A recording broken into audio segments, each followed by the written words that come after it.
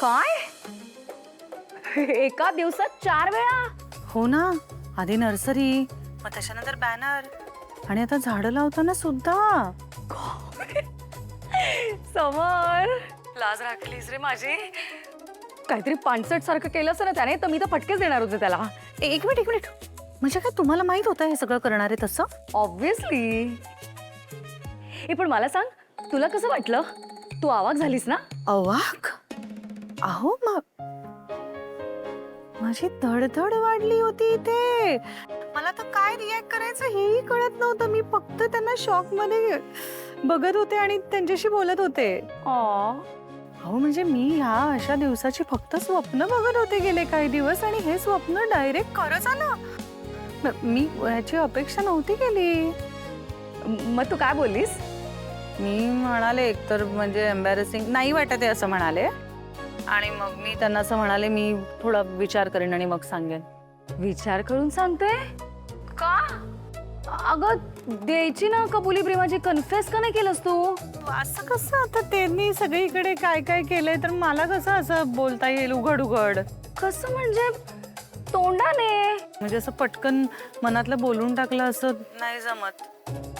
मुळात मी बोलून का दाखवायचं? त्यांनी समजून घ्यावं माझ्या मनात काय येते.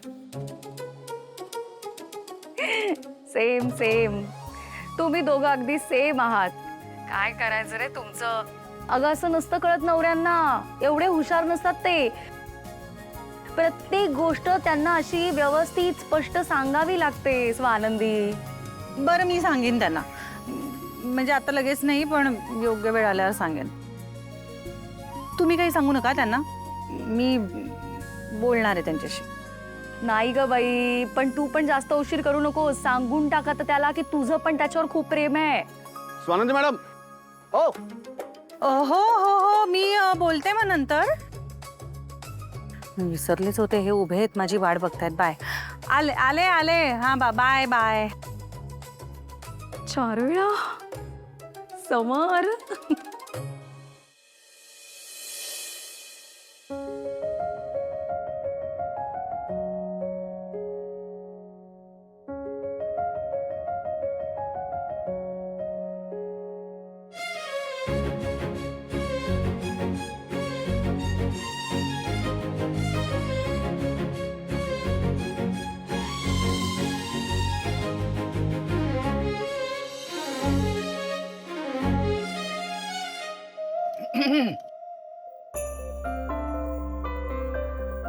काय ते? अरे बापरे, चिठ्ठी आहे वाटतं.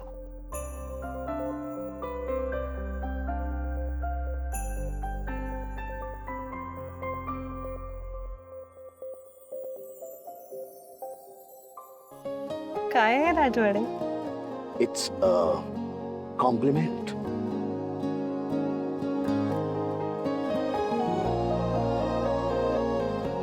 कोणाचा फोन होता मगाशी? हा सांगते ना. आता कुठे चाललोय आपण? राजवाडे, आता पुढे पुढे चाललोय आपण. कळेल ना.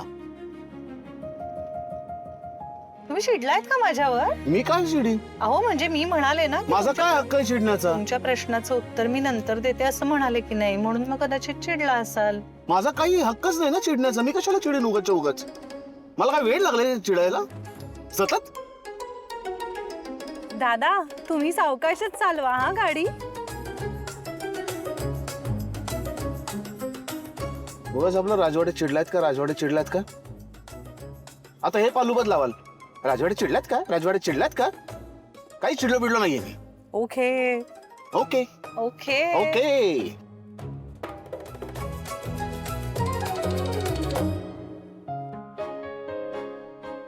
हे काय केलं तुम्ही राजवाडे?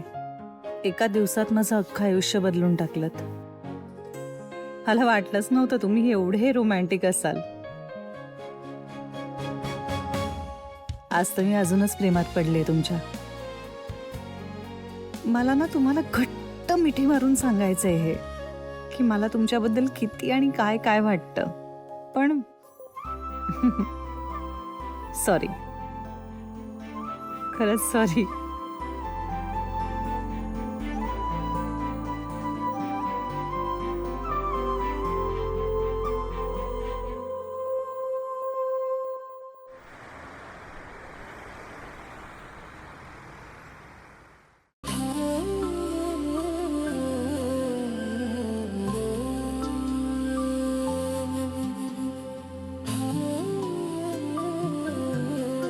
आवडलं?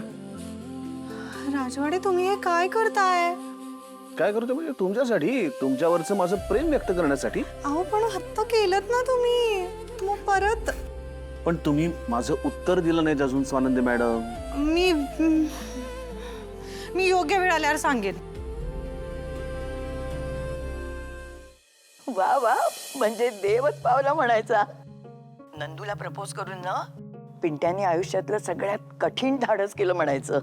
हो. आता त्या दोघांचा खरा संसार सुरू होईल आणि दोघं ना एकमेकांच्या प्रेमात एकदम बुडून जातील.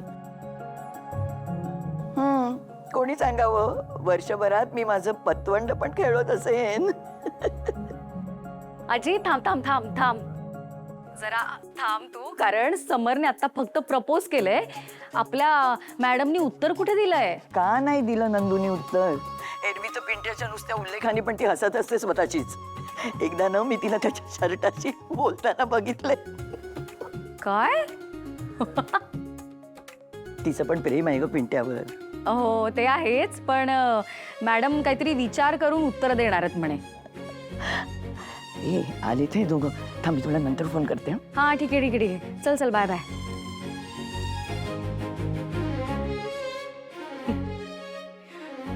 शर्टाशी बोलते? अरे वा, दोघांचे चेहरे एकदम खुललेले दिसत आहेत.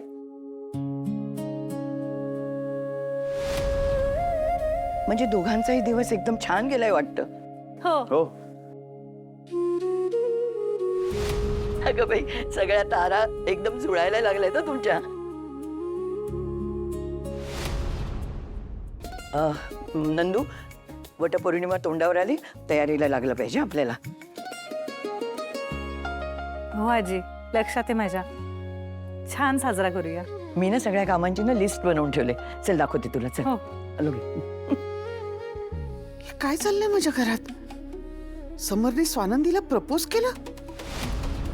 म्हणजे हा प्रेमात पडलाय तिच्या. ओ गॉड. स्वानंदी मॅडम, हा तुम्ही नका करू वटपौर्णिमा वगैरे. का? म्हणजे आपल्यात काहीच नाही ना, सगळं आहे ते आधीसारखंच आहे. प्रेम नाहीच आहे. आणि उत्तर दिलंच नाही तुम्ही माझं. कसलं उत्तर? आणि योग्य वेळ वगैरे काही असते की नाही गोष्टींना? योग्य वेळ ती कधी येणार आणि समजणार कसं की योग्य वेळ आली म्हणून? ते जाऊ दे, नकाच करू. तुम्ही वटपौर्णिमा साजरीच करू नका. ठीक आहे, नाही म्हणताय तर नाही करत. नाही करा म्हणजे तुम्ही खरंच वटपौर्णिमा साजरी नाही करणार? काय अर्थ आहे याला स्वानंदी मॅडम? म्हणजे इतके सगळे सण तुम्ही इतक्या उत्साहाने साजरे करता आणि आणि आजीची काहीतरी इच्छा म्हणून आहे की नाही? तिने सांगितलं तुम्हाला वटपौर्णिमा साजरी करा. पण मग आजींची इच्छा आहे म्हणून मी खाली हो म्हणाले की नाही. पण तुम्हाला जर नको वाटत असेल तर हे करेक्ट आहे ना, आपण नको करूया वटपौर्णिमा साजरी.